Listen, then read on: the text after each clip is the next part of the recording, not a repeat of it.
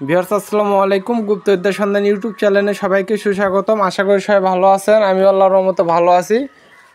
তো আজকে আপনাদের মাঝে যে টপিকটা নিয়ে উপস্থিত হলাম, সবাই শুধু এই বিদ্যাটাই চাইতেছে, তো বিদ্যাটা দিয়ে দিলাম। লটারি জুয়াতে জয়লাভ।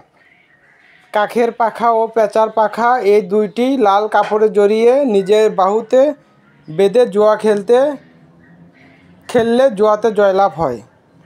তো আরেকবার বলে দেই, লটারি জুয়াতে জয়লাভ।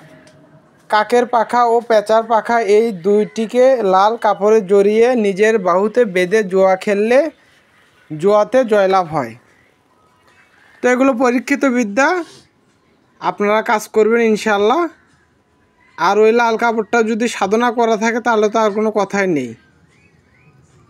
তো আরেকবার বলে দেই, লটারিতে জুয়াতে জয়লাভ। কাকের পাখা এবং পেঁচার পাখা এই দুইটি লাল কাপড় জড়িয়ে নিজের বাহুতে বেঁধে জুয়া খেললে জুয়াতে জয়লাভ হয়।